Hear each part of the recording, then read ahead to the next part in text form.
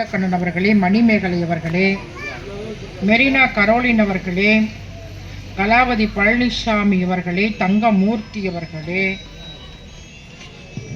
என்னன்றி கொண்டார்க்கும் உய்வுண்டாம் உய்வில்லை, செய்நன்றி கொண்ட மகருக்கு நன்றியுரையாற்றக்கூடிய கந்தசாமி குழஞ்சி அவர்களே, இங்கே வரவில்லை என்று சொன்னாலும் தமிழ்நாட்டிலே மிகவும் எளிமையாக இருக்கக்கூடிய அமைச்சர் யார் என்று சொன்னால் சிவசங்கர் சாசி. அதில் மாற்று கருத்து கிடையாது. மாண்புமிகு போக்குவரத்துறை அமைச்சர் சாசி சிவசங்கர் அவர்களே, உண்மையில் தாய்மார்களை பார்க்கின்ற போது எனக்கு மற்றற்ற மகிழ்ச்சி. மைக் சரியில்லைன்னா நேரம் வந்து கத்தி எடுத்திருப்பேன். நான் பேசுகிறது எனக்கே கேட்க மாட்டேக்கு. அதனால் அது கிராமத்தில் அப்படி தான் இருக்கும் இல்லையா? ஆனால் உண்மையாலுமே ஒவ்வொரு சகோதரிகளை பார்க்கின்ற போது இன்றைக்கி சீரியல் கூட பார்க்காம பாக்கியலட்சுமி ஓடிட்டுருக்கோம். 2 பொண்டாட்டி. அதில் வேற பார்த்தீங்கன்னா இங்கே பாரு, அந்த தம்பி நல்லா சிரிக்கிறார். நீ சீரியல் பார்க்குறன்னு நினைக்கிறேன் படிக்காமல். அதாவது இங்கே உட்காந்துக்குவோம், இப்போ அங்கே எப்போ போகிறோம் அப்படின்ற மாதிரி கூட இன்றைக்கி எதிர்பார்ப்பீங்க. சரி, அதுவும் பரவாயில்ல. சன் டிவி சிங்கப்பெண்ணு, அது ரொம்ப லவ் ஸ்டோரி இல்லையா?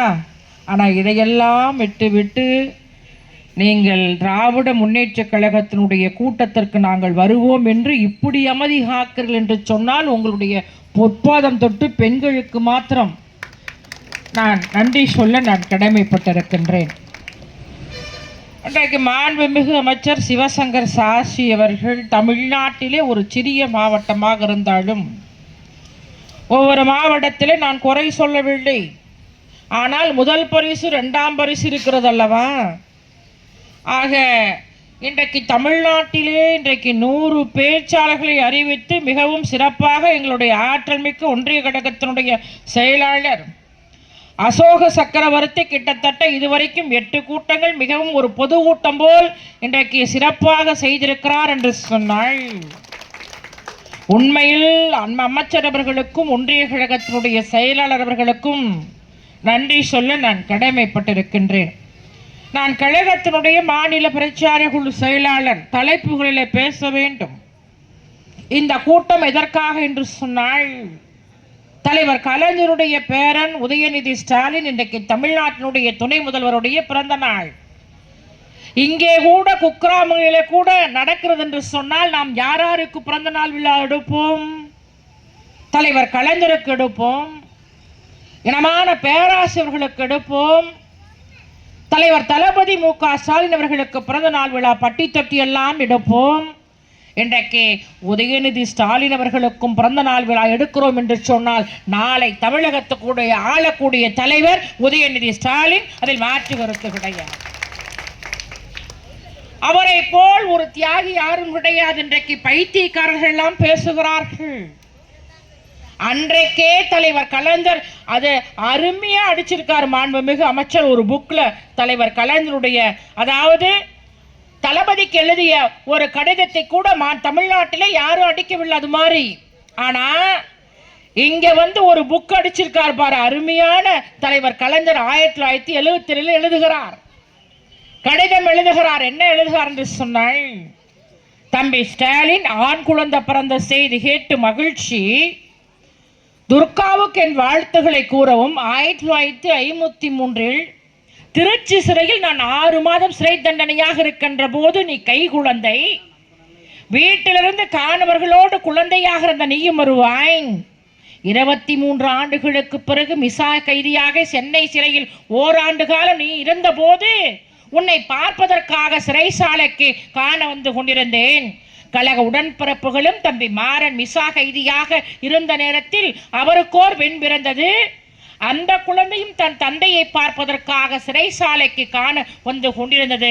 உனக்கு பிறந்திருக்கிற என் பேரனும் என்னை பார்ப்பதற்காக சிறைசாலைக்கு வருவான் என்று கருதுகிறேன். தம்பி ஸ்டாலின், இந்த அனுபவங்கள் எவ்வளவு இனிமையானவை பார்த்தா என்று சொன்னால் நான் ஏன் சொல்றேன், டே பைத்திகார பயிலோல இப்படி சிறை சென்ற குடும்பம் திராவிட முன்னேற்ற கழகம் எதற்காக திருடிவிட்டு போனாங்களா?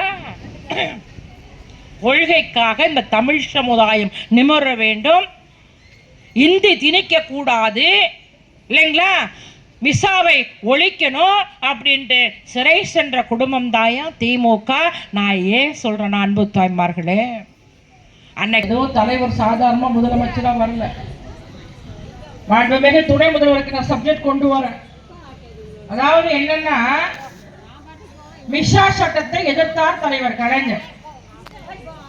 ஒன்னும் யாருக்கும் வந்து அதாவது வந்து போய் கொள்ள அடிச்சுட்டு இந்த எடப்படாத பழனிசாமி பல்ல பாருங்க ஐயால வச்சுக்கிற பாப்போம் முகரைய பாரு மர. ஏன்னா அதாவது மிசாவை எதிர்க்கிறாரு, ஆட்சி முடியுது, கோபாலபுரத்தில் இருக்கிறாரு தலைவர் கலைஞர். தளபதி பாவம் அப்ப 23 வயசுங்க.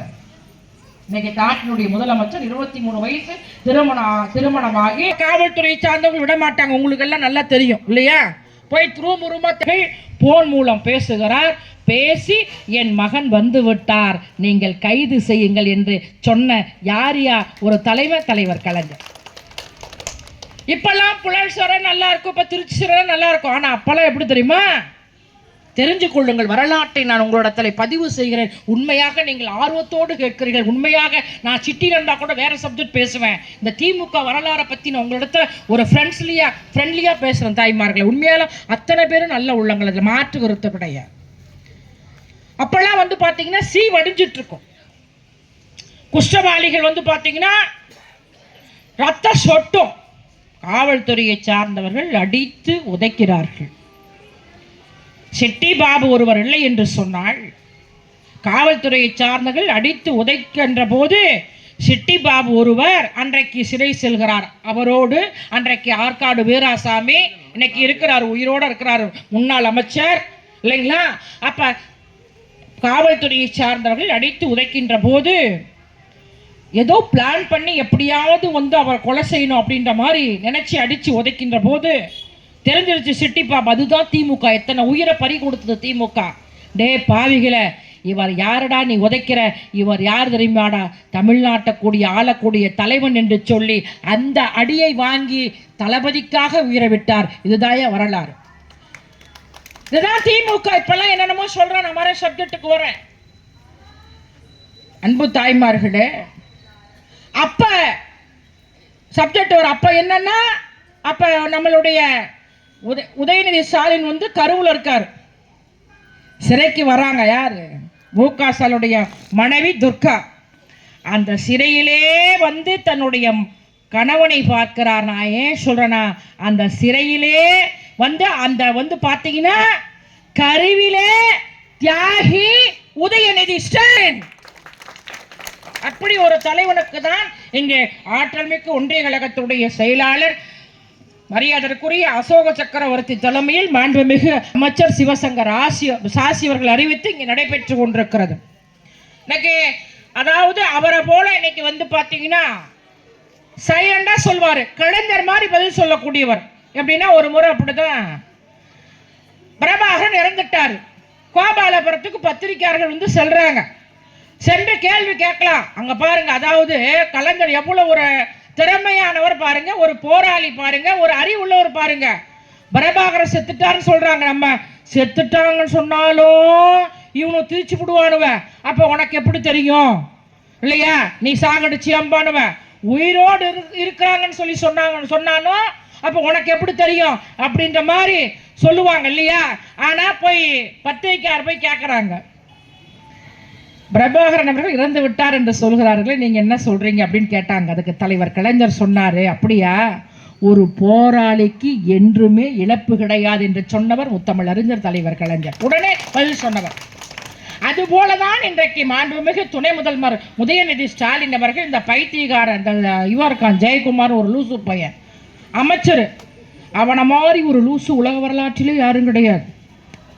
அடேப்பா, ஒரு முறை அப்படிதான்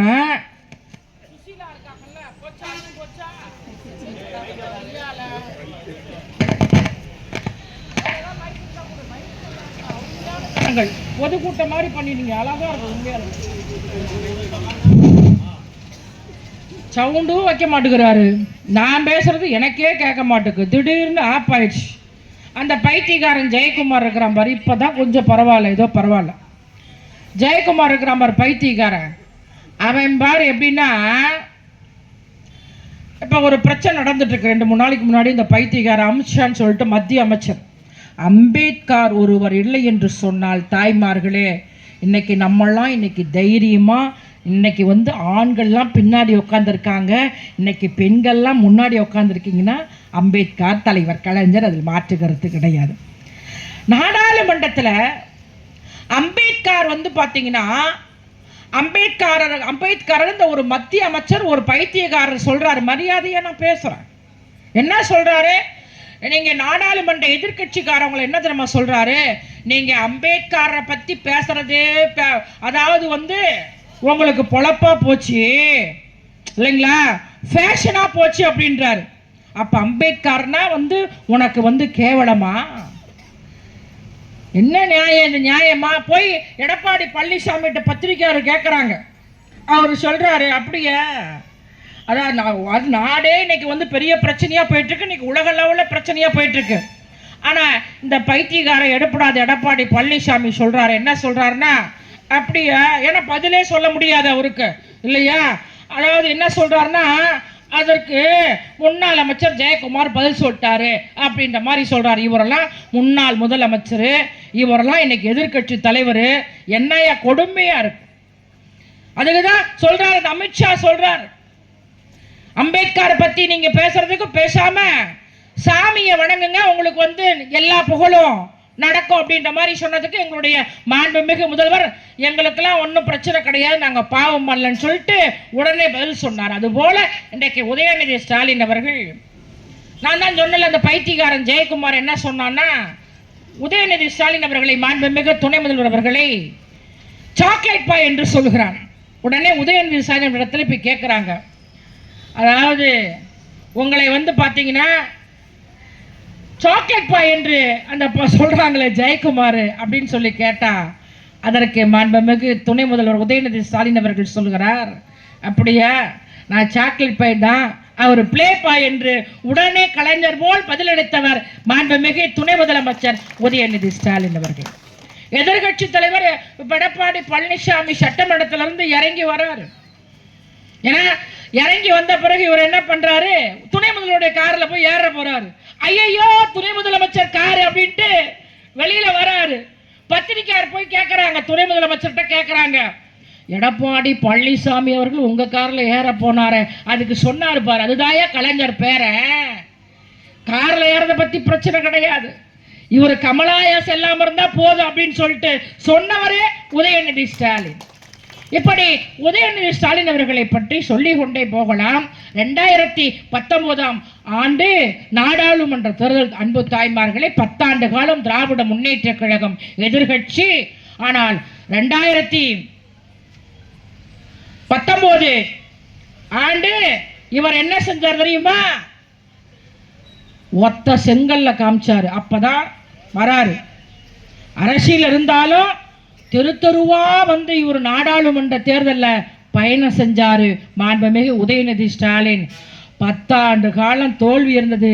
என்னைக்கு அவர் பிரச்சாரத்துக்கு வந்தாரோ அன்றைக்கே திமுக பாண்டிச்சேரி உட்பட 39 நாடாளுமன்ற உறுப்பினர்கள் திராவிட முன்னேற்ற கழகம், 38 நாடாளுமன்ற உறுப்பினர்கள் திராவிட முன்னேற்ற கழக கூட்டணி வெற்றி பெற்றது என்று சொன்னால், அவர் கலைஞர் பேர மாதிரி அவர் வராரு. வெற்றி வெற்றி வெற்றி. அன்றையிலிருந்து பார்த்தீங்கன்னா இன்ன வரைக்கும் வெற்றி. நாளைக்கு ஈரோடு இடைத்தேர்தல் வருது, அப்பையும் துணை முதல்வர் பிரச்சாரத்துக்கு போவாரு, அப்பையும் வெற்றி. அதன் பிறகு சட்டமன்ற தேர்தல் வருது, அப்போதும் திமுக வெற்றி. அதே போல் எங்களுடைய மாண்புமிகு அமைச்சர் சிவசங்கர் சாசி அவர்கள் போக்குவரத்துறை அமைச்சர், அதில் மாற்று கருத்து கிடையாது. உங்கள் சார்பாக தலைவர் கலைஞர் அவர்கள் எப்படி 96 ஆண்டுகளுக்கு மேலாக வாழ்ந்தார், அதுபோல இவர் உதயநிதி ஸ்டாலின் துணை முதல்வர் 100 ஆண்டு காலத்திற்கு மேலாக வாழ நீங்கள் எல்லாம் வாழ்த்த வேண்டும் என்பதற்காகத்தான் உங்களுடைய பொற்பாதம் தொட்டு வணங்க நான் கடமைப்பட்டிருக்கிறேன். என்பது தாய்மார்களே, இன்றைக்கு பார்த்தீங்கன்னா ஆட்சிக்கு 3 வருஷம் ஆகுது. சொன்னதையும் செய்த ஆட்சி திராவிட மாடல் ஆட்சி, சொல்லாதையும் செய்த ஆட்சி திராவிட மாடல் ஆட்சி.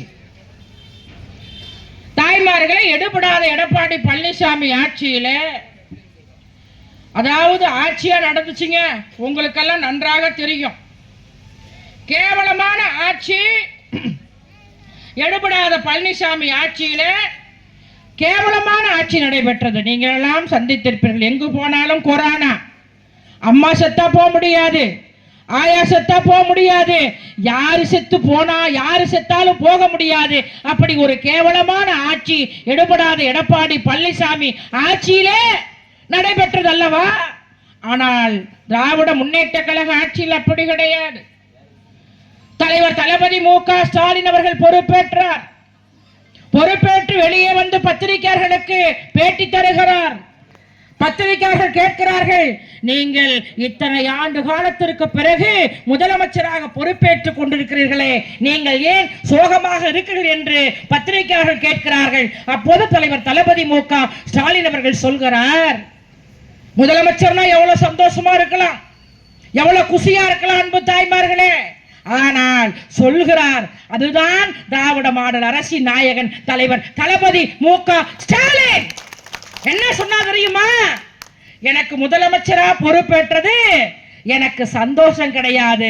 ஒரு நாளைக்கு இன்னைக்கு தமிழ்நாட்டிலே 37,000 பேர் கொரோனாவால் பாதிக்கப்பட்டு வந்து கொண்டிருக்கிறார்கள். கொரோனாவை ஒழித்தால் தான் நான் நிம்மதி என்று சொல்லி ஆட்சிக்கு வந்த பிறகு கோவேக்சினாக இருந்தாலும் கோவிஷீல்டாக இருந்தாலும் ஊசி போட்டு இந்த தமிழ் சமுதாய மக்களை காப்பாற்றியவர் தலைவர் தளபதி மு.க. ஸ்டாலின் அவர்கள். சொல்லிக் கொண்டே போலாம் அல்லவா அன்பு தாய்மார்களே. இந்த பைத்தியக்கார எடுப்படாத எடப்பாடி பழனிசாமி பொதுக்குழுன்னு வச்சான். அந்த பொதுக்குழுல ஏண்டா உங்க கட்சியை பத்தி பேசு, நான் வேண்டான்னு சொல்ல. நீ வந்து பாத்தீங்கன்னா எதிர்கட்சி நீ ஆளுங்கட்சியை குறை சொல்லு, அது வேணாங்கள. அடங்கொய்யால எப்ப பார்த்தாலும் தவளை மூஞ்சி மாதிரியே வச்சுக்கிட்டு எடப்பாடி பழனிசாமி மூஞ்சாயா மூஞ்சி தவளை மூஞ்சி மாதிரியே வச்சுக்கிட்டு திமுகவை வெளிப்பான். 2026 அதிமுக ஒரு நொட்டும் அஞ்சா போச்சு. அதிமுக பிரிஞ்சா போச்சு. கொய்யால நீ ஜெயிப்ப நாங்க மயிரை பிடிக்கிட்டு இருப்போம்டா.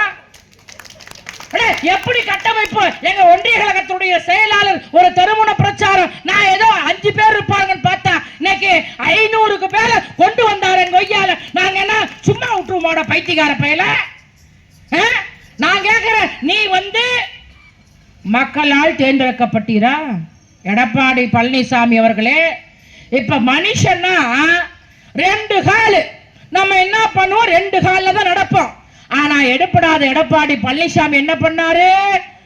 4 கால்ல போய் அப்படியே பாத்தீங்கன்னா பக்கத்துல பாத்தீங்கன்னா இந்த திண்டுக்கல் சீனிவாச பைத்தியக்கார பையன், இவன் என்னடா ஆச்சரியமா இருக்குது, 4 கால்ல வரானுவ, 2 கால்ல தான் பார்த்தனுவ, பயமா இருக்குது, நம்ம காலை கீழே கடிச்சு விடுவானோ பயந்துகிட்டு அவன் இந்த திண்டுக்கல் சீனிவாசன் காலை எடுத்துக்கிட்டான். டே பாவி உளுந்தான் பாரு, அடே அப்பா அடே அம்மா, அப்படி முதலமைச்சர் ஆயிட்டு. சரி, அதுவும் பரவாயில்லை. என்ன போய் உனக்கெல்லாம் ஓட்டு போட்டாங்களா? முதலமைச்சருக்காக ஓட்டு போட்டாங்களா? கிடையாது. என்ன பண்ணிட்டான்? கூவத்தூர்ல எம்எல்ஏவெல்லாம் அடக்கி வச்சுட்டான். ஐயோ ஐயோ, கூவத்தூர்ல எம்எல்ஏவெல்லாம் போய் அங்க அடக்கி வச்சுக்கிட்டு, யாரு அம்மா ஜெயலலிதா செத்துருச்சு, நான் பேசிக்கிட்டே இருப்பேன் நிறைய நேரம், எனக்கு பரவாயில்ல, நீங்க இருக்க நான் பேசிட்டே இருப்பேன். என்னாச்சுன்னா கூவத்தூர்ல 71 நாள் அடக்கி வச்சிருக்கிறோம். யாரு? எடப்பாடி பழனிசாமி. எப்படி முதலமைச்சர் ஆனன்னு சொல்றதுல உங்களுக்கு தகவல். நாளுக்கு 10 நாளாவது, 20 நாளாவது, 30 நாளாவது, 40 நாளாவது என்ன பண்ணிட்டானு அதிமுக முன்னாள் எம்எல்ஏ எல்லாம் தாங்க முடியல. அப்புறம் என்ன பண்ணிட்டான்? ஒரு நாள் தப்பா எடுத்துக்காதீங்க, டாஸ்க் மார்க்கை போட்டுக்கிட்டு உடனே 8 மணிக்கு மேல, அடே அப்பா சாமி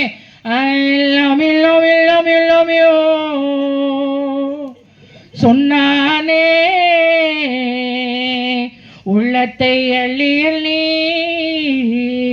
தந்தாலே கண்ணுல காதல் கேமரா கொண்டு வந்தாலே சூப்பரா I love you love you love you love you சொன்னாலே அப்படியே மயங்கிட்டான்.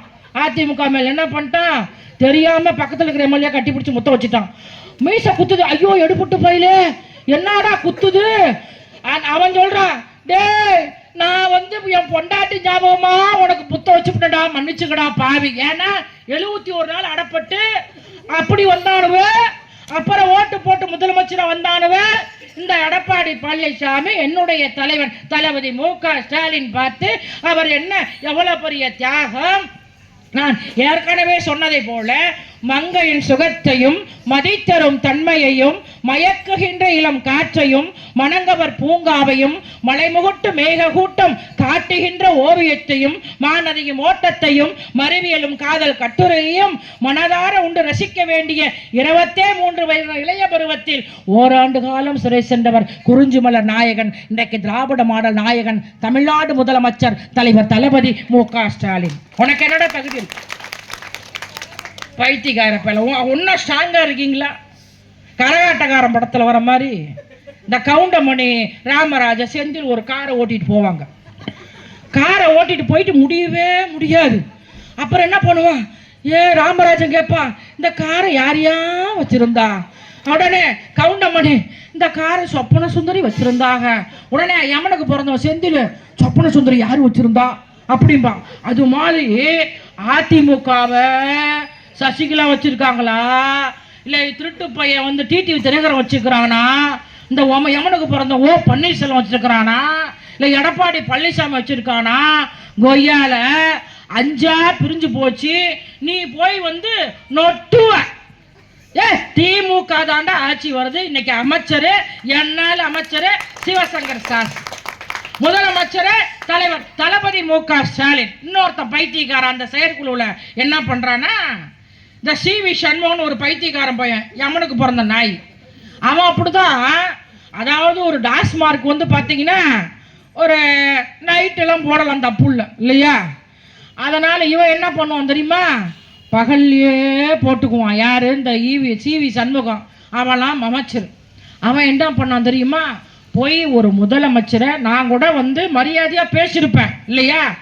எங்க தலைவரை, எங்களுடைய தலைவர் தளபதி மு.க. ஸ்டாலின் அவர்களை யார் தரைகுருவாக பேசுகிறார் என்று சொன்னால் இந்த சேலம் சுஜாதா தமிழ்நாடு முழுவதும் நான் குரல் கொடுப்பேன். எனக்கு திமுக தான் முக்கியம், என் தலைவன் தளபதி மு.க. ஸ்டாலின் முக்கியம், திமுக உதயசூரியன் தான் முக்கியம், அதில் மாற்று கருத்து கிடையாது.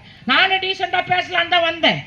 இவன் வந்து இப்ப 4 நாளைக்கு முன்னாடி செயற்குழுல போய் என்னுடைய தலைவர் தளபதி மு.க. ஸ்டாலின் அவன் இவன் பேசுறான். பைத்தியக்கார பயல ஒன்ன மாதிரி பச்சை வந்து உலக வரலாற்றில் யாரும் கிடையாது. ஏன்னா அம்மா இருக்குள்ள அம்மா அம்மா நானுவேன். அம்மா இறந்த பிறகு சின்னம்மா சின்னம்மா சின்னம்மா சின்னம்மா நானுவேன். அதுவும் என்ன ஒரு குடும்பம் தெரியுமா? அதாவது அம்மா வந்து சசிகலா ஒரு அம்மா வந்து கோவத்தூருக்கு போகுது. பன்னீர்செல்வம் தியானம் இருக்கிறார். உடனே சி.வி. சண்முகத்திட்ட போய் கேட்டாங்க, பன்னீர்செல்வம் அவர்கள் தியானம் இருக்கிறாரு, நீங்கள் என்ன சொல்லுகிறீர்கள் என்று கேட்டா அவன் சொன்னான் பாரு, 4 மணிக்கே வந்து டாஸ்மார்க்கை போட்டு எங்க சின்னம்மாவை எங்க அம்மாவாக்காம விடமாட்டேன், எங்க சின்னம்மாவை நான் அம்மாவாக்காம விடமாட்டேன், எங்க சின்னம்மாவை அம்மாவாக்காம விடமாட்டேன், இந்த மாதிரி லைவ் போயிட்டு இருக்கு. டே லூசு, உனக்கு பைத்தியமாடா? கொய்யால நடராஜனாலேயே அம்மா வாக்க முடியல, கொய்யால எப்படா நீ போய் சசிகலா அம்மா வாக்குவ? இந்த மாதிரி பைத்தியக்கார அந்த குரூப் கரகாட்ட குரூப் மாதிரி சி.வி. சண்முகண்டே வக்கால ஓலி, நீ எல்லாம் என் தலைவனை பார்த்து வாடா போடான்னு பேசுற.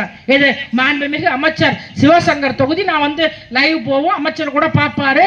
ஏன்னா அமைச்சருக்கு தெரியும் சி.வி. சண்முகம் தலைவனை வாடா போடான்னு சொன்னா நான் என்ன சொல்ல முடியும்? நீங்களே சொல்லுங்க இல்லையா? நாங்க ஏதாவது செவனேன்னு ஏதாவது நாங்க பண்றோமா? யாரையாவது திட்டமா? எங்க கட்சியில கூட வந்து இல்லையா, இங்க யூடியூப்ல வந்து சென்னையில கூட வந்து எனக்கு நான் ஒரு போன வாரம் ஒரு 4-5 நாள் வந்து ஒரு யூடியூப் எடுத்துட்டாங்க. எடுத்து போட்டு எங்களுடைய தலைமையில கூட கொஞ்சம் டீசெண்டா பேசுன்னு சொல்றாங்க, அது வேற விஷயம். அப்படின்னா எங்களை கூட எங்களுடைய தலைமை நீங்கெல்லாம் டீசெண்டா பேசுங்கன்னு சொல்லக்கூடியதுதான் திராவிட முன்னேற்ற கழகம். ஏன்னா நீங்க அப்படி பேசினா அதுக்கு மேல நாங்க அப்படி பேசுவோம் இல்லையா? என்ன இது வந்து நான் நடந்துட்டு இருக்கு. இன்னொருத்த பைத்தியக்காரன் சீமான் ஒரு லூசு பையன், அவன்லாம் இந்த ஊருக்கே தெரியாது. கேட்டா காமராஜர் சித்தப்பாம்பா. என்ன பைத்தியக்கார பயிலவுல, என்ன இது, என்ன சரியாக லூசு பயிலவுல. அப்புறம் பார்த்தா எம்ஜிஆர் எங்க பெரியப்பாம்பா, அப்புறம் பார்த்தா ஜெயலலிதாவே எங்க அம்மாம்பா, அப்புறம் சசிகலாவா வந்து எனக்கு வந்து நடமாம்பா. எல்லா சொந்தக்கார அப்படிங்கிறான் இல்லையா, என்ன கொடுமையா இருக்குது. அம்பேத்கரை எங்க தாத்தாம்பா, அவன் ஒரு லூசு சைக்கோ. டே அவன் அப்படிதான், நான் தான் முதலமைச்சர், நான் தான் முதலமைச்சர். நான் என்ன சொல்றேன்னா, கட்சி ஆரம்பிங்க, நான் வேணான்னு சொல்ல. இந்த நாட்டு மக்களுக்கு என்ன செஞ்சீங்க? இன்னைக்கு நான் இந்த அரியலூர் மாவட்டத்தில் போன வாரம் நான் 11ஆம் தேதி இங்க வந்திருக்கிறேன். இங்க கூட்டம் எனக்கு 11 நினைக்கிறேன், 11 12 கொட்டும் மழை. அப்ப மாண்புமிகு அமைச்சர் வந்து தெருத்தருவா 5 மணிக்கெல்லாம் பாவம் வந்துட்டாரு. தெருத்தருவா போய் என்ன பிரச்சனையோ அப்படின்ற மாதிரி சொல்லி ஒரு பாலம் உடைஞ்சு போச்சு. அந்த பாலத்தை, உடைஞ்ச பாலத்தை இன்னைக்கு சரி பண்ணி கொடுத்துருக்காருன்னா அவர் அமைச்சரே கிடையாது, மக்கள் தொண்டதான் மாண்புமிகு அமைச்சர் சிவசங்கர் சாஸ்திரி அவர்கள். அவர் மாதிரிலாம் ஒரு எளிமை என்னால் கூட இருக்க முடியாது. நான் கூட பந்தா பண்ணுவேன், சீரியஸாக சொல்கிறேன். நான் அந்த அமைச்சர் மாதிரி, நம்ம அமைச்சர் மாதிரி என்ன லதா மாவட்ட துணை சேர எப்படி ஒரு அமைச்சர் எப்படின்னா, இன்னைக்கு பத்திரிக்கையில் பார்த்துருப்பீங்க. அதாவது கள்ளக்குறிச்சி பக்கத்தில் என்ன அம்மனம் பார்க்கமா, என்ன ஒரு அம்மனம் பார்க்கமா, என்னப்பா அம்மனை பார்க்கனா கரெக்டாக சொல்லுவேன், ஏன்னா நான் நிறைய படிப்பேன் இல்லையா, உங்களுக்கு தெரியும். அம்மனை பார்க்க அது வந்து ஒரு பாட்டு போட்டியில் கலந்துக்கிறாங்க ஜி தமிழில். அப்போ சொல்கிறாங்க அந்த பெண்மணி, நாங்கள் அம்மனம்பாக்கம் சென்று வரை 5 கிலோமீட்டர், போக 5 கிலோமீட்டர், வர 5 கிலோமீட்டர் ஆகுது அப்படின்ற மாதிரி அந்த பெண்மணி சொல்கிறாங்க. அதில் வந்து சரண், அதாவது பாலசுப்ரனுடைய பையன் சொல்கிறாங்க, தமிழ்நாடு அரசுக்கு நான் ஒன்று கோரிக்கை வைக்கிறேன். இந்த பெண்மணி சொல்கிறார்கள், இப்போ போகிறதுக்கு 5 கிலோமீட்டர், வரத்துக்கு 5 கிலோமீட்டர் வருதுன்றாங்க. தமிழ்நாடு நடவடிக்கை எடுமா, பஸ் விடுமான்னு சும்மா ஜி தமிழ். ஆனால் எங்களுடைய முதலமைச்சர் அதை பார்த்து மாண்புமிகு சிவசங்கர்கிட்ட சொன்னது பெரிய விஷயம் கிடையாது.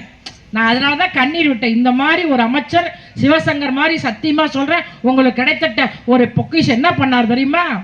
சரி பேருந்து வந்து விட்டுறலாம், ஆனால் அது பெரிய விஷயம் கிடையாது. யார் அந்த பெண்மணி கேட்டாங்களோ அந்த பெண்மணி கையிலே கொடுத்து வெட்ட சொன்னவர் தாயா எங்களுடைய மாண்புமிகு அமைச்சர். பஸ்ஸில் போறாரு, எவ்வளவு பெரிய ஒரு இலாக்கா தெரியுமா போக்குவரத்துறை. அப்படிதான் எங்களுடைய திராவிட முன்னேற்ற கழகத்தில். ஆனா அதிமுக அமைச்சராடா இருந்தீங்க. இன்னொருத்தர் தான் பாரு, செல்லூர் ராஜின்ற ஒரு பைத்தியக்கார பையன், லூசு மாதிரியே இருப்பான். அவன் என்ன பண்ணான் தெரியுமா? அதாவது மதுரையில கள்ளழகர்கள் ஆத்துல இறங்குவாங்க. அப்ப என்ன பண்றாங்க, விவோலாம் சொல்றாங்க, ஐயா அடுத்த வாரம் திருவிழா, கள்ளழகர் வந்து ஆத்துல இறங்குறாரு, அதனால தண்ணியெல்லாம் நீராவியா போயிட்டு இருக்கு, என்னையா பண்ணலாம்? இவன் பைத்தியக்காரன் அப்ப அமைச்சர். அதுக்கு தான் நான் சொல்றேன். அப்படியா, மறுநாள் வாங்க அப்படிங்கிறான். என்ன பண்ணான் தெரியுமா? அதிகாரி வராங்க, விஓ வராங்க, ஒரு மந்திரினா கலெக்டர் போவாங்க, எஸ்பி போவாங்க, போனாங்க. இவன் என்ன பண்ணான் தெரியுமா? அந்த ஆத்துல டொபுக்கு டொபுக்கு டொபுக்கு டொபுக்குன்ட்டு தெர்மாக்கூல போடுறான். தெர்மாக்கூல போட்டா அதாவது இயற்கை வந்து அந்த ஆவியா போறது நிக்குமா, கரைக்கு வரும். உடனே வெள்ளை வெள்ளையா தெரியுது. உடனே என்ன வெள்ளை வெள்ளையா தெரியுது? உடனே செல்லூர் ராஜு நம்ம வேட்டி தான் விழுந்து போச்சான்னு கீழே பார்க்கறான். வேட்டி விழல, பார்த்தா அந்த தெர்மாக்கூல் போட்டது பாரு, அதெல்லாம் போச்சு. இப்படி ஒரு அமைச்சர். அதுவும் இப்ப எம்எல்ஏ சட்டமன்றத்தில் வேற பேசுறான். என்ன பேசுறான்னா, மாண்புமிகு பேரவைத் தலைவர் அவர்களே, எங்களுடைய தொகுதியில் பொழுதுபோக்கு கிடையாது, பொழுதுபோக்கு அமைத்து கொடுக்கப்படுமா என்று கேட்கிறான். எங்களுடைய சபாநாயகர் அப்பாவு மிகச்சிறந்த அறிவாளி, அவர் உடனே பதில் சொல்லக்கூடியவர். சொல்கிறார், மாண்புமிகு பேரவை தலைவர் அவர்களே, ஆளுங்கட்சி அதிமுக 10 ஆண்டு காலம், அதிமுக சட்டமன்ற உறுப்பினர் செல்லூர் ராஜ் அவர்கள் கேட்கிறார், அவர் தொகுதியில் பொழுதுபோக்கு கிடையாது என்று எங்களுடைய அமைச்சர் தங்கம் தென்னரசு பதில் சொல்லட்டும் என்று சொல்கிறார். உடனே தங்கம் தென்னரசு பதில் சொல்கிறார். என்ன சொல்கிறார் தெரியுமா? அப்படியே அதாவது அவையே சிரிக்குது இல்லைங்களா? மாண்புமிகு பேரவை தலைவர் அவர்களே, மாண்புமிகு பேரவை உறுப்பினர் செல்லூர் ராஜ் அவர்கள் அவருடைய தொகுதிக்கு பொழுதுபோக்கு வேண்டும் என்று கேட்கிறார். அவரே அந்த தொகுதிக்கு பொழுதுபோக்கு என்று சொன்ன உடனே அனைத்து சட்டமன்ற உறுப்பினர்கள் சிரித்தார்கள். இப்படி ஒரு பைத்தியக்காரர்கள் தான் அதிமுக ஆட்சியில். இன்னொருத்த என்ன பண்ணிட்டான் தெரியுமா? அந்த பாவம் ஓ பன்னீர்செல்வம் தியானம் பண்றேன்னு போயிட்டான் ஜெயலலிதா சமாதிக்கு. நம்ம ஃபேஸ்புக் ஃப்ரெண்ட்ஸ் எல்லாம், இவன் தியானம் பண்றானா, ஜூம் பண்ணுங்க, இல்ல தூங்குறானா அப்படின்ற மாதிரி பார்க்கறாங்க. இல்லை இல்லை தியானம் பண்ணுறோம் அப்படின்ற மாதிரி சொன்னாங்க. வெளியில் வந்தாங்க. வெளியில் வந்து பன்னீர்செல்வம் சொன்னார். என்ன சொன்னார் தெரியுமா? நீங்கள் தியானம் செய்தீர்களே என்ன அப்படின்னு கேட்டால் உடனே சொன்னார் பாரு, பன்னீர்செல்வம் எங்கள் அம்மாவோடு ஜெயலலிதாவோடு ஆதியோடு பேசினேன் அப்படின்ட்டார். நான் நினச்சேன், செத்தவங்க சமாதியில் போய் நம்ம தியானம் இருந்தால் போய் பேசலாம் போல் இருக்குது. எங்கள் அப்பா செத்து 10 வருஷம் ஆச்சு. நான் எங்கள் ஊர் தம்மம்பட்டிக்கு தான் போகிறேன். போயிட்டு 6 மணிக்கு உக்காந்தேன். 7 ஆச்சு, 8 ஆச்சு, 9 ஆச்சு, 10 ஆச்சு. நானும் தியானம் பண்ணுறேன். 10 மணிக்கு நைட்டு வருது பாரு, லக்க லக்க லக்க லக்க லக்க லக்க லக்கன்னு பேய் தான் வருது. அட பாவிகளா, பொய்யிலே பிறந்து பொய்யிலே வளர்ந்து புலமை பெருமான இப்படிதாய அதிமுக அமைச்சர்கள் இருந்தாங்க. என்னையே நான் ஜெயலலிதா சொன்னாங்களா உங்கள்கிட்ட வந்து, பன்னீர்செல்வம் அவர்களே, உனக்காகத்தான் நான் காத்திருக்கிறேன், உன்னோடு வாழத்தான் நான் காத்திருக்கிறேன். பன்னீர்செல்வம் அவர்களே, நீங்கள் வாருங்கள், உங்களுக்காக நான் என்றைக்கும் காத்திருக்கிறேன். உங்களோடு பேசிய மகிழ்ச்சி, இன்றும் சந்தோஷமாக இருக்கிறேன். பன்னீர்செல்வம் அவர்கள் என்று சொன்னார்களா? வித்தாரக்கல்லி விரவுக்கு போனாலும் கத்தால முழு கொத்தோட குத்துமான். அதுக்கு பன்னீர்செல்வம் இப்படி அமைச்சர் இருந்தாங்க. ஆனால் எங்கள் அமைச்சர் கிடையாது. இன்னைக்கு சொன்னாரே தலைவர் தளபதி மு.க. ஸ்டாலின் அவர்கள், ஆட்சிக்கு வந்தால் பெண்கள் பேருந்துகளில் இலவசமாக. அதுவும் முன்பெல்லாம் அதிமுக ஆட்சியில் வந்து பார்த்தீங்கன்னா, எடுபடாத எடப்பாடி பழனிசாமி ஆட்சியிலையும் பார்த்தீங்கன்னா பேருந்து கட்டணம் உயர்த்தப்படுவார்கள். அம்மையார் ஜெயலலிதா ஆட்சியிலும் பேருந்து கட்டணம் உயர்த்தப்படும். ஆனால் தலைவர் தளபதி மு.க. ஸ்டாலின் அவர்கள் சொன்னார், கொஞ்சம் எக்கோ வைப்பா, நான் ஆட்சிக்கு வந்தேன் என்று சொன்னால் பெண்கள் பேருந்தில் இலவசமாக பயணம் செய்யலாம். முன்பெல்லாம் தாய்மார்களே, நம்ம ஆத்துக்காரர் டாஸ்மார்க்கை போட்டு உதைப்பார். நம்ம அப்பா அம்மா வீட்டுக்கு போகணுன்னா கூட காசு இருக்காது இல்லையா? காசு கேட்டால் இன்னும் உதைப்பார் இல்லையா? அப்படி இருந்தது. இப்போ யாராவது அடிக்க சொல்லு, கொய்யால் அடித்த இலவசமாக பேருந்துகளை பயணம் செய்யலான்னு சொல்லிட்டார் மு.க. ஸ்டாலின். எங்கள் போக்குவரத்துறை அமைச்சர் இங்கே தான் இருக்கிறார், சிவசங்கர் சாசி அவர்கள். நாங்கள் போய் சொல்லிடுவோம்.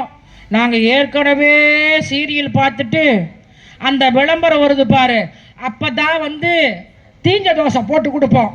அந்த தீஞ்ச தோசை உனக்கு வேணுமா வேணாமா?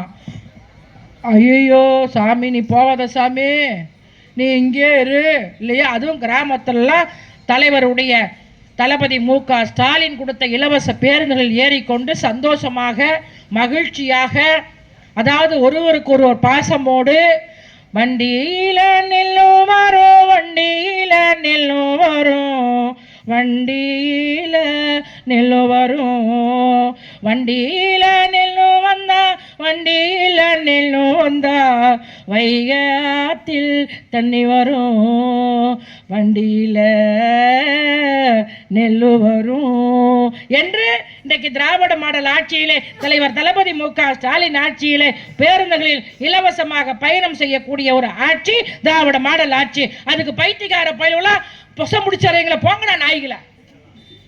இன்னொருத்தர் பேரை சொல்ல விரும்பல. ஒரு மாநாடு ஆரம்பிச்சார், அவரெல்லாம் பெரிய படுத்தல. உடனே பேசினார் பாரு, பைத்தியம் பயந்துகிட்ட, என் நெஞ்சில் குடியிருக்கும் அப்படின்னாரு. அடங்கொய்யால நெஞ்சில போய் குடியிருக்க முடியுமாடா? என் தலைவன் கலைஞர் சொல்லுவார், என்ன சொல்லுவார்? என் உயிரினும் மேலான அன்பு உடன்பிறப்புகளே. இது எப்படி வார்த்தை? இன்னைக்கும் தலைவர் கலைஞருடைய குரலை கேட்டுக்கொண்டிருக்கிறோம். தமிழர்களே, தமிழர்களே, நீங்கள் என்னை கடலில் தூக்கி போட்டாலும் கட்டுமரமாகத்தான் மிதப்பேன், அதில் ஏறி நீங்கள் பயணம் செய்யலாம், கவிழ்ந்து விட மாட்டேன் இல்லையா? ஆனா என் நெஞ்சில் குடியிருக்கும். அவர் அப்படிதான் சொல்றாரு. அடே அப்ப அவரை பத்திலாம் பெருசா நினைக்கல. நான் ஒண்ணு மட்டும் சொல்றேன், அம்பேத்கர் விழாவில் அம்பேத்கர் பத்தி பேசாம திமுகவை திட்டி தீக்கிறது இல்லையா? கூட்டணி கட்சி நம்பி இருக்கிறோமா இல்லையா? உன்னை 2026 மைனஸ் ஆக்குன்னு சொல்றிய, அட மாங்காய் பையில, உங்க அப்பா வந்தாலும் திமுகவை ஆட்ட முடியாது, நாங்க மைனஸ் ஆக மாட்டோம். தலைவர் தளபதி சொல்றாரு 200 தொகுதி, நாங்கள் 234 தொகுதி நாங்கள் அடிப்போம். ஏன்னா இன்னைக்கு மாண்புமிகு அமைச்சர் ஒவ்வொரு ஒன்றியத்துல 8 கூட்டம் போட்டிருக்காங்களே. இந்த 8 கூட்டம் எவ்வளவு சிறப்பான கூட்டம். மக்கள் கேட்கக்கூடிய கூட்டம் நாங்கள் எங்க என்ன செய்யல தாய்மார்களே. அவங்களை பற்றிலாம் நான் பெருசாக பேச விரும்பல. ஏன் கமல்ஹாசன் கூட கட்சி ஆரம்பிச்சாரு, எவ்வளவு பெரிய நடிகர் எங்களோட இன்னைக்கு இருக்கிறாரு. ஏன் சிவாஜி பாரி ஒரு பெரிய நடிகர் யாரும் கிடையாது. அவர் என்ன பண்ணாரு, தஞ்சாவூர் மாவட்டத்தில் திருவையாறு சட்டமன்ற தொகுதியில் வேட்பாளர் நின்னாரு. நான் பல வரலாற்றை நான் சொல்கிறேன். அப்போது வெற்றி பெற்றது திராவிட முன்னேற்ற கழகம். துரை சந்திரசேகர் இன்றைக்கும் திராவிட மாவட்ட கழகத்துடைய செயலாளர், தஞ்சை மாவட்ட கழகத்துடைய செயலாளர், இன்றைக்கும் சட்டப்பேரவை உறுப்பினர். வரலாற்றை நான் பதிவு செய்ய கடமைப்பட்டிருக்கிறேன். எப்படி நடிகர்கள் எல்லாம் நாட்டு மக்களுக்காக என்ன செய்தீர்கள்? தெரு தெருவாக நாங்கள் எல்லாம் அழைகிறோமே, நீ தெரு தெருவா வந்தியா? தெரு தெருவா மக்களை பார்த்தீர்களா? ஆனா அதையெல்லாம் கிடையாது. கல்யாணம் பண்ணாங்களோ பண்ணலையோ தெரியல, நாளைக்கே குழந்தை பார்க்க முடியுமாம்மா? டே, அதாவது இது 75 ஆண்டு காலம் திராவிட முன்னேற்ற கழகம். அதாவது எம்ஜிஆர் பிரிந்தார், வை கோபாலசாமி பிரிந்தார், ஏன் சொல்ல போனா சம்பத் பிரிந்தார், இப்படியா? அதாவது மிசாவை பார்த்த இயக்கம், பொடாவை பார்த்த இயக்கம், தடாவை பார்த்த இயக்கம், அப்படியெல்லாம் நாங்கள் கவலைப்படாமல் இந்த கொசுக்கெல்லாம் பயப்படுவோமா திமுக? ஆனால் பதில் சொல்லணும், அதுதான் எங்களுடைய விஷயம். நாங்கள் சாதனையை சொல்கிறோம் தாய்மார்களே. அதாவது கலைஞரிலிருந்து எடுத்து சொன்னால் சொல்லிட்டே போகலாம். நான் அடிக்கடி சொல்வேன், கலைஞர் ஒருவர் பிறக்கவில்லை என்று சொன்னால் தாய்மார்களே, இன்னைக்கெல்லாம் நீங்கள் பெண்கள் இப்படியெல்லாம் அமர முடியாது. முன்பெல்லாம் என்ன பண்ணுவோம் தெரியுமா தாய்மார்களே? ஒரு 20 வருஷத்துக்கு முன்னாடி நம்ம விரவெல்லாம் எடுத்து வந்த கிராமம், அதனால தான் கிராமத்து உங்களை மாதிரியே நான் பேசுகிறேன், இலக்கியம் பேசலை. என்ன பண்ணுவோம் தெரியுமா? அதாவது விறகு எடுத்துகிட்டு வந்து, சில பேர் விறகு போகாத பெண்மணிகள்லாம் 5 ரூபாய்க்கு 10 ரூபாய்க்கு விறகு வாங்கி அந்த ஊதணும். அந்த காலையில் ஆரம்பித்தோம்னா 11 மணி ஆகும். ஊதி சோறாக்கி குழம்பு வச்சு ரசம் வச்சு கீரை பொறிச்சு நம்ம ஆற்றுக்கார்கிட்ட கொஞ்சம் கொடுப்போம். அவர் என்ன பண்ணுவார் தெரியுமா? 1 ரூபா வைப்பார். வச்சுட்டு என்ன பண்ணுவார், கேட்டா அம்மால இது ரசமாடி ரசம், உப்பை இல்லடி அப்படின்னு சொல்லிட்டு அடிச்சுப்பார் இல்லையா? ஆனால் தலைவர் கலைஞர் நினைக்கிறார், பெண்கள் கஷ்டப்படக்கூடாது, அடுப்பிலே கிடைக்கக்கூடாது என்பதற்காக இந்தியாவிலே இலவச கேஸ் அடுப்பை இந்த ஊரிலும் இருக்கிறது என்று சொன்னால் அதற்கு காரணம் தலைவர் கலைஞர். எவ்வளவு வரலாறு தாய்மார்களே! பெண்களை கேட்டு பாருங்க. பெண்களை சொன்னாங்க. ஜெயலலிதாவை பற்றி நான் பேசல, இறந்தவர்களை பற்றி நான் பேச மாட்டேன், எனக்கு அதுவும் பிடிக்காது. ஒரு பெண்மணி சொன்னாங்க, ஒரு பாட்டி, ஜெயலலிதா கூட பொம்பளை ஆச்சு, அவங்க கூட எதுவும் செய்யல, எனக்கு மாசம் 1000 ரூபாய், அதுவும் கேவலம் இல்ல, உரிமை தொகை. உங்களுக்கு உரிமை இருக்கிறது, தமிழ்நாட்டு பெண்களுக்கு உரிமை இருக்கிறது என்று தலைவர் தளபதி மு.க. ஸ்டாலின் ஆட்சியிலே மாதம் 1000 ரூபாய் பெண்கள் உரிமை திட்டத்தை இன்றைக்கு மாதம் தரக்கூடிய ஒரு ஆட்சி திராவிட மாடல் ஆட்சி, தலைவர் தளபதி மு.க. ஸ்டாலின் ஆட்சி. சொல்லிக்கொண்டே போகலாம். என்னடா பண்ணீங்க நீங்களாம்? கலைஞர் எவ்வளவு பண்ணாரு. இன்னைக்கு சொத்திலே சம உரிமை வழங்கியவர் தலைவர் கலைஞர். இன்னைக்கு சின்ன இடம் இருக்கு, இன்னைக்கு ஒரு வீடு இருக்கு. இன்னைக்கு சாதாரணமா ஏழை மக்கள் தான் பார்க்கக்கூடிய தெரியுது, ஒரு மெத்த வீடு இருக்கு. நம்ம அண்ணன் தம்பி என்ன பண்ணுவார் தெரியுமா? 16 வயசுக்கு வரங்காட்டி கல்யாணம் பண்ணி வச்சிருவார். ஒரு 2 பவுன் போடுவார். 2 பவுன் போட்டுட்டு என்ன தெரியுமா பண்ணுவாரு? அதாவது கல்யாணம் பண்ணி வச்சிருவார். நம்ம அண்ணி இருக்கா பாரு, அடே அப்பா, அது என்னங்க 2 பவுனு, 1 பவுனு போதும். ஆமாண்டி, ஆமாம் இல்லையா?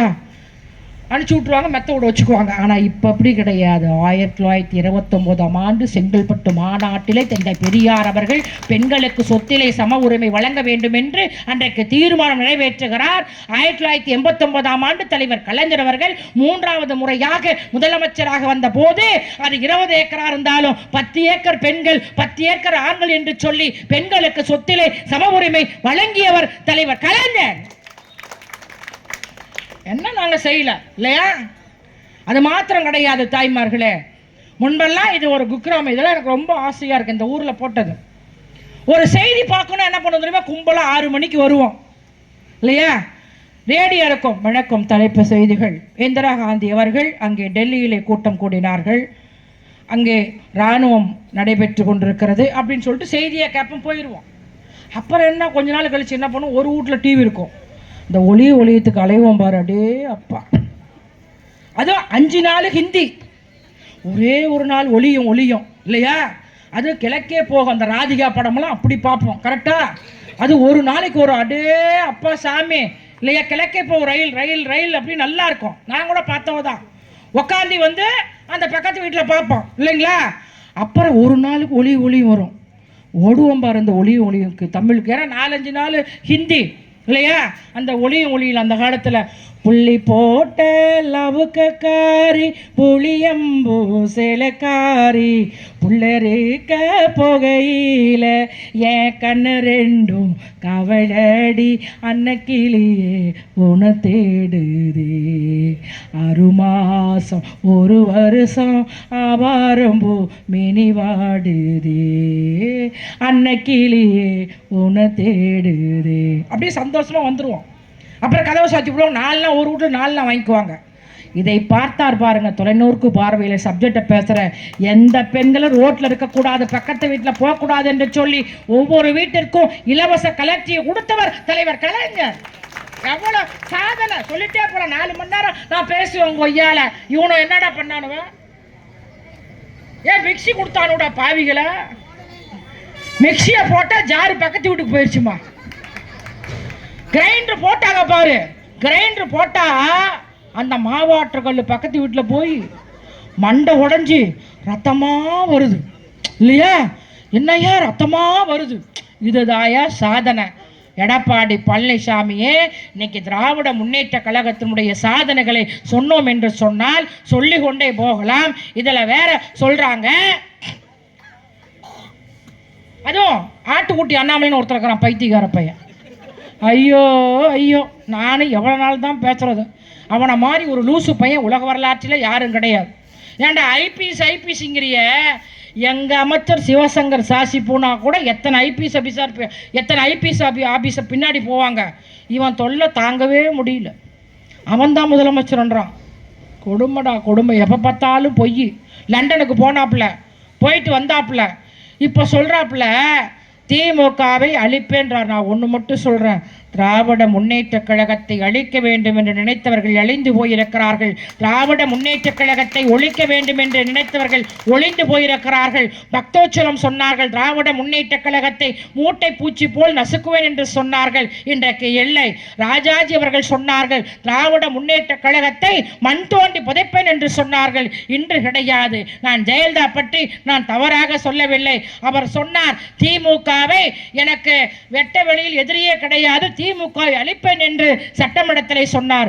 மாண்புமிகு பேரவைத் தலைவர் அவர்களே, நான் பாப்பாத்தி என்னை ஆட்டவும் முடியாது, அசைக்கவும் முடியாது.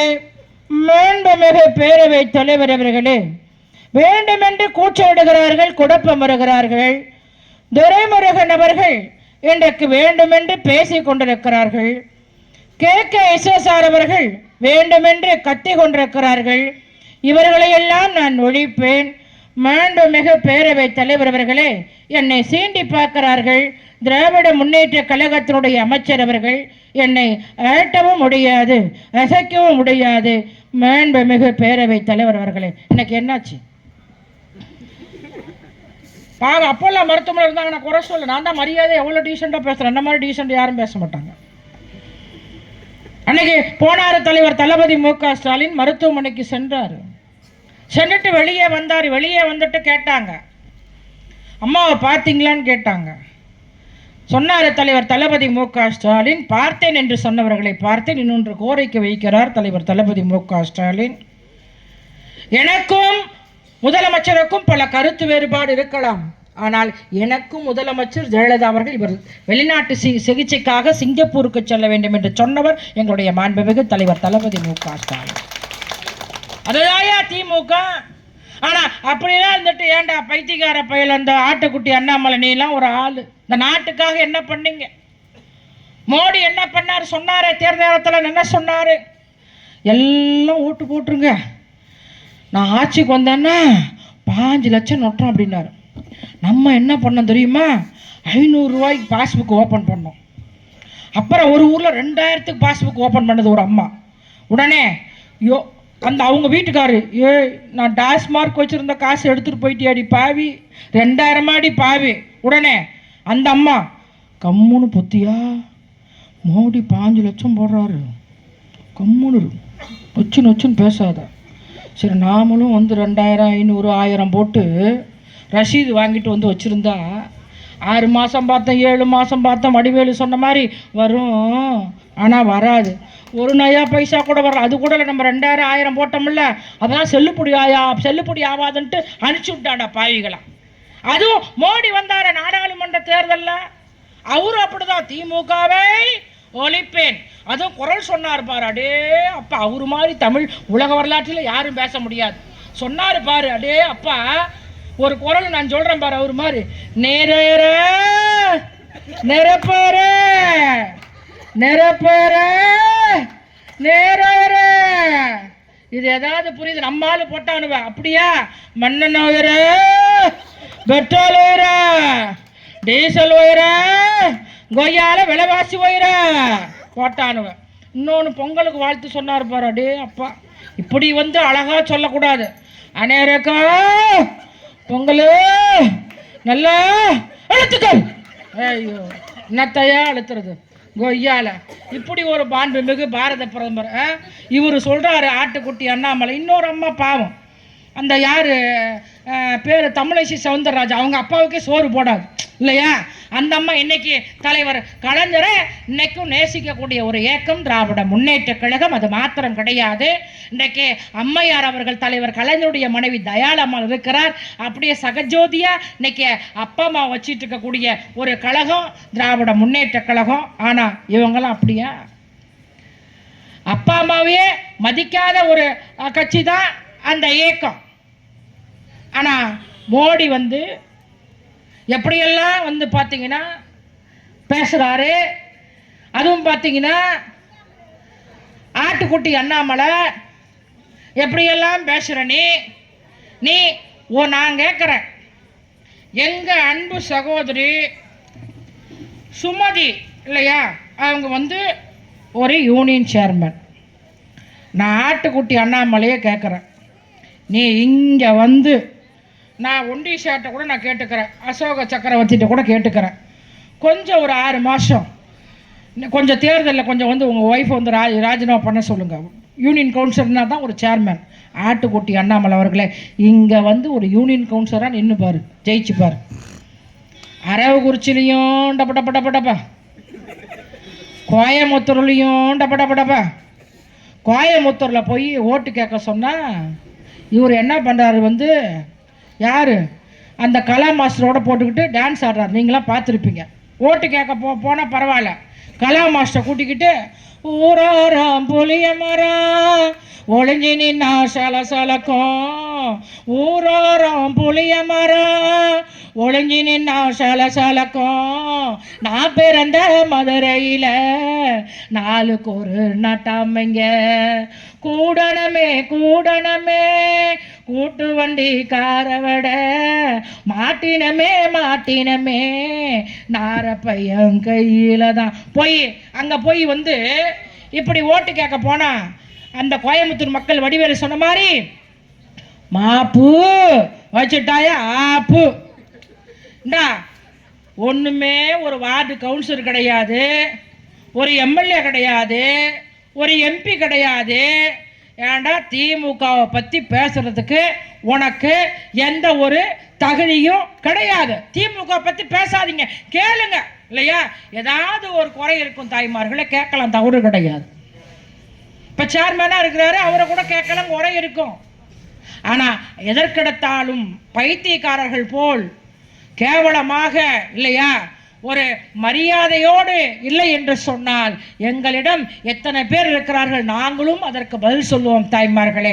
5வது முறையாக தலைவர் கலைஞர் அவர்கள் 4வது முறையாக தலைவர் கலைஞர் அவர்கள் முதலமைச்சராக வந்தபோதுதான் தமிழ் மொழிக்கு செம்மொழி அந்தஸ்தை பெற்றுக் கொடுத்த ஒரு முத்தமிழ் அறிஞர் தலைவர் கலைஞர்.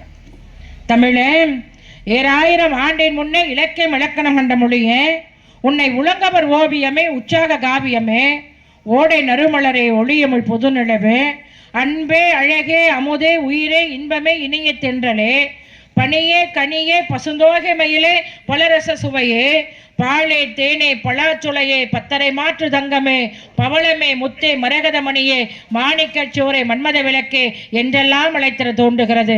ஆனாலும் தமிழே, உன்னை தமிழ் என்று அழைப்பதில் உள்ள இன்பம் வேறு என்ற சொல்லலும் இல்லை என்பேன். செந்தமிழில் செம்மொழியே வாழ்கனி வெல்கனி என்று எழுதுகிறார் என்று சொன்னாள். அந்த தமிழ் மொழிக்கு செம்மொழி அந்தஸ்தை பெற்றுக் கொடுத்தவர் முத்தமிழ் அறிஞர் தலைவர் கலைஞர். அன்னைக்கு பார்த்தீங்கன்னா தாய்மார்களே, சிற்றுண்டி திட்டம் இந்தியாவிலே கிடையாது. தலைவர் தளபதி மு.க. ஸ்டாலின் ஆட்சியில் தான் உங்க குழந்தை காலையிலையும் சாப்பிட்டுக்கலாம்.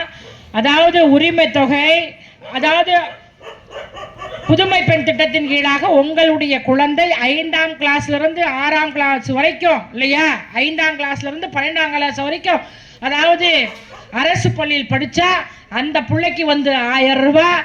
சரி, பெண்களுக்கே பண்றீங்கன்னு கேட்டதுக்காக, அதாவது தமிழ் புதவன் திட்டத்தின் கீழாக அந்த ஆண் குழந்தைங்களுக்கும் 5ஆம் கிளாஸ்ல இருந்து 12ஆம் கிளாஸ் வரைக்கும் கூடிய, அதாவது கவர்மெண்ட் பள்ளியில் படிச்சா அவங்களுக்கும் 1000 ரூபாய் சிற்றுண்டி திட்டம். மக்களை தேடி மருத்துவம், அற்புதமான திட்டம். ஜெயலலிதா ஆட்சியில் ஒரு பேஷண்ட்டை பார்க்க போனா கூட 3 ரூபா 50 பைசா கொடுக்கணும்.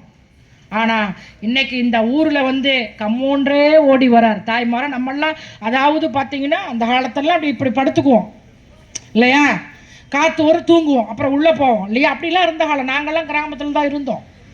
அப்புறம் ஒரு சுகரோ பிபியோ இந்த வயசில் வந்தால் கூட நம்ம ஆஸ்பத்திரிக்கு போவோம். நான் கம்மூன்றே வராரு, மாடசாமி ஐயா சுகரா இந்த மாத்திரை போடு, அம்மா தனலட்சுமி உனக்கு பிபியா மாத்திரை போடு.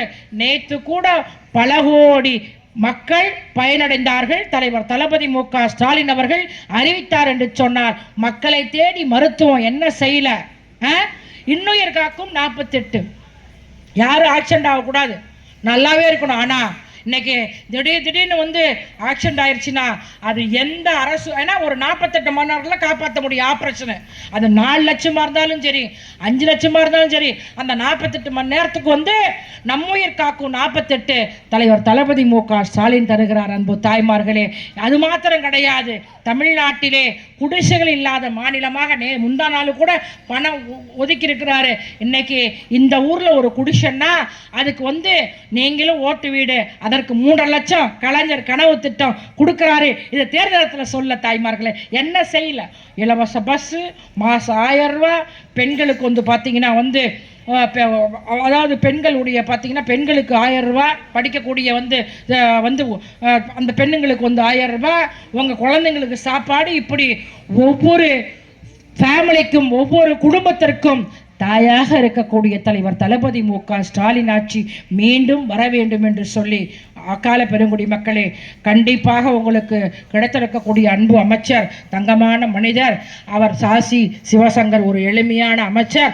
உண்மையாகவே ஒன்றிய கழகத்தினுடைய செயலாளர். திறமுன பிரச்சாரம் என்று சொல்லி ஒரு பொதுக்கூட்டம் போல், அதோட என்ன ஒரு பெரிய விஷயம்னா 1/2 மணி நேரம் தான் பேசலான் இருந்தேன். ஆனால் கிட்டத்தட்ட வந்து 55 நிமிஷம் நான் பேசியிருக்கேன். 55 நிமிஷமும் நீங்கள் அமைதி காத்தீர்கள் என்று சொன்னால் உங்களுக்கு பெண்களுக்கு மட்டும் ஐ லவ் யூ இல்லையா?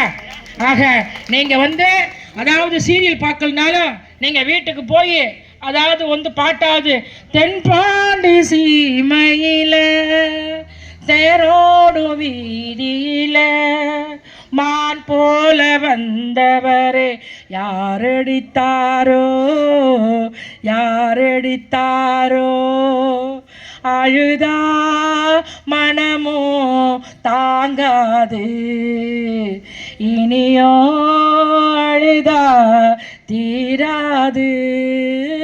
தென்பாண்டி தீமையில தேரோடு வீதியில மான் போல வந்தவரே யாரடித்தாரோ யாரடித்தாரோ யாரடித்தாரோ யாரடித்தாரோ என்று நீங்கள் பாருங்கள் என்று உங்களுடைய பொற்பாதம் தொட்டு வணங்க கடமைப்பட்டிருக்கிறேன்.